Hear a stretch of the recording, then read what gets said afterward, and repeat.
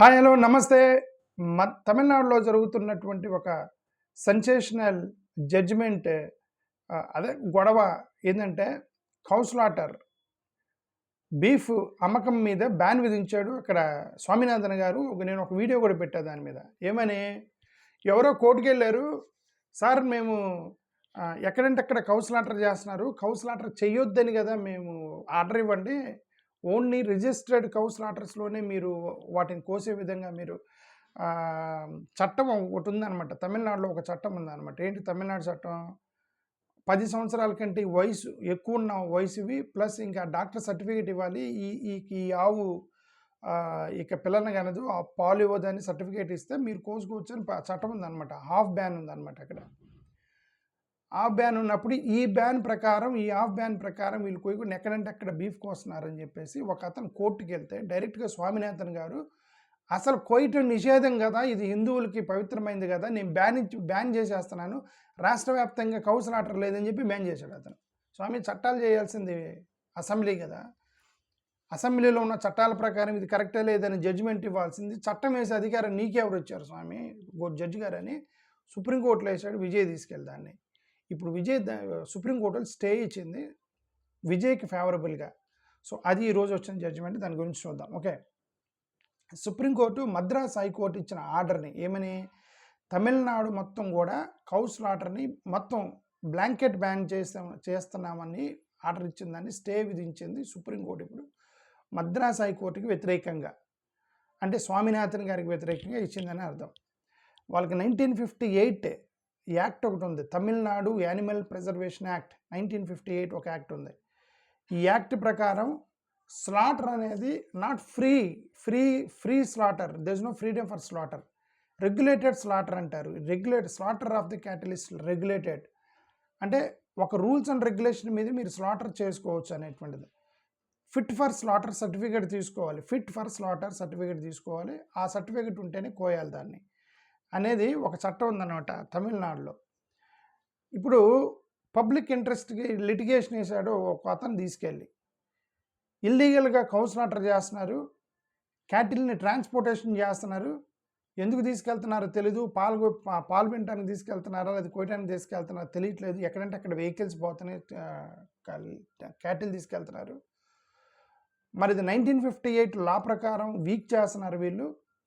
కాబట్టి ఈ బక్రీద్ లాంటి ఫెస్టివల్స్లో ఎక్కువగా మూమెంట్ జరుగుతుందంటే బక్రీద్ కోస్తున్నారేమో అనే అనుమానం ఉంది. కాబట్టి సర్టిఫైడ్ వాటినే మీరు చెయ్యాలని మీరు ఒక ఆర్డర్ ఇవ్వండి అని ఒక అతను పిల్లేస్తే దానికి విరుద్ధంగా మద్రాస్ హైకోర్టు ఒక సెన్సేషన్ డెసిషన్ తీసుకుంది. ఏమని, అసలు నీ పిల్లిని రిజెక్ట్ చేస్తానని చెప్పి రిజెక్ట్ చేసి అసలు కౌ అనేది అసలు స్లాటర్ జరగడానికి లేదని ఆర్డర్ ఇచ్చాడు అతను. సో పోలీస్ ఎన్ఫోర్స్మెంట్ మీరు ఇమీడియట్గా పెట్టండి, ఇల్లీగల్ ట్రాన్స్పోర్ట్ మొత్తం బంద్ చేసేయండి, అసలు స్లాటర్ హౌస్ని మొత్తాన్ని కూడా మూసేసేయండి. స్లాటర్ హౌస్ని మూసేయలేరు, ఎందుకంటే కౌ కాకపోతే గేదెలు అవన్నీ కూడా ఉంటాయి కదా. స్లాటర్ హౌస్లో రెగ్యులేట్ చేయండి, అక్కడ ఏమన్నా ఆ కౌస్ని ఏమన్నా వాళ్ళు స్లాటర్ చేస్తున్నారని రెగ్యులేట్ చేయండి అని ఒక బ్యాన్ చేశాడు అతను. అది పొలిటికల్ రియాక్షన్ తగులుకుంది, పొలిటికల్గా పెద్ద ఇష్యూ అయింది అది.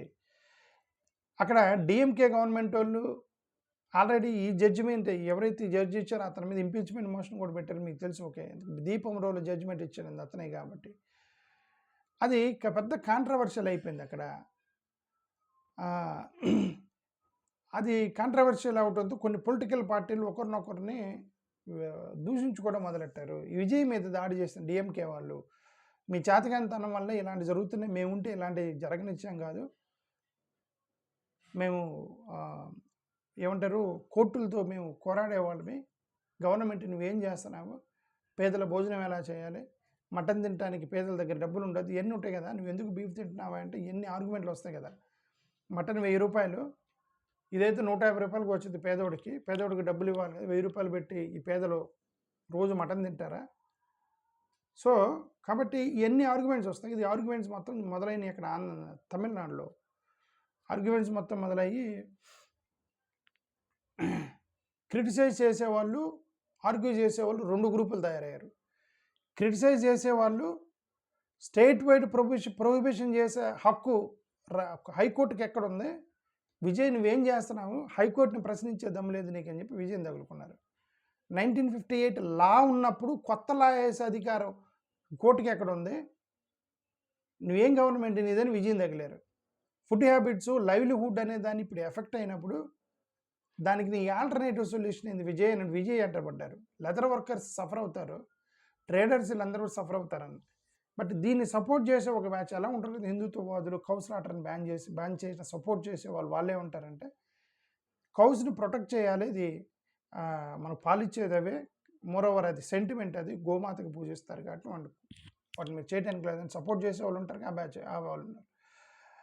సో కంప్లీట్గా బ్యాన్ చేయడం కరెక్టే, కోర్టు మంచి పని చేసింది. ఈ ఇల్లీగల్ ట్రాన్స్పోర్ట్ మొత్తం ఆపేయాలి, జై జడ్జి గారు అని చెప్పి జడ్జి గారికి సెల్యూట్ కొట్టేటువంటి ఒక గ్రూప్ తయారైంది అక్కడ తమిళనాడులో. విశ్వనాథన్ గారి స్వామి విశ్వనాథన్ గారు కదా, స్వామి విశ్వనాథన్ గారు, జస్టిస్ విశ్వనాథన్ గారు, ఓకే పేరు మర్చిపోయా. ఆ జడ్జి గారికి ఫ్యాన్స్ చాలామంది అయ్యారు, ఈ దీపం రోడ్లో చాలామంది ఫ్యాన్స్ ఉన్నారనమాట ఆయనకి. సో ఆ బ్యాచ్ సపోర్ట్ చేస్తున్నారు ఆయన్ని, ఓకే. సో తమిళనాడు గవర్నమెంట్ ఏం చేసింది, సుప్రీంకోర్టుకి వెళ్ళింది. సుప్రీంకోర్టుకి వెళ్ళి హైకోర్టుకున్న పరిధిని మించి జడ్జిమెంట్ ఇచ్చిందని కోర్టుకు వేశారు. మాకు ఒక చట్టం ఉన్నప్పుడు ఆ చట్టం అసెంబ్లీలో తీర్మానం చేసినప్పుడు, అసెంబ్లీలో చేసిన యాక్ట్ అయినప్పుడు, అసెంబ్లీలో లెజిస్లేటర్ చేసి గవర్నర్ ఆమోదం పొందిన చట్టం అయినప్పుడు ఆ చట్టానికి అనుకూలంగా జడ్జిమెంట్ ఇవ్వకుండా కొత్త చట్టం వేసాడు అని చెప్పి సుప్రీంకోర్టుకి వెళ్ళారు. ఇది జ్యుడిషియల్ డైరెక్షన్కి ఓవర్ రీచ్ చేయటం, జ్యుడిషియల్ డైరెక్షన్ని ఓవర్గా ఎంపవర్ చేసుకోవటం అంటారు దాన్ని, పవర్స్ కంటే ఎక్కువగా చేసుకున్నారని చెప్పేసి వాళ్ళు ఏదో చేశారు, ఓకే. ఇట్లాంటి బ్లాంకెట్ ప్రొహిబిషన్ చేసేటువంటి రైట్ కోర్టులకు లేదని చెప్పేసి వాళ్ళు కోర్టుకు వెళ్ళారు.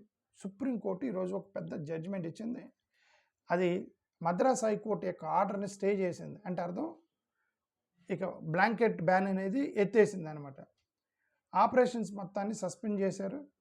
సో ఈ కేసుని మేము విచారిస్తామన్నారనమాట. అంటే ఏంటి, తీర్పు ఇవ్వాల, స్టే ఆర్డర్ ఇచ్చింది. దేనికి, హైకోర్టు ఆర్డర్కి స్టే ఆర్డర్ ఇచ్చింది.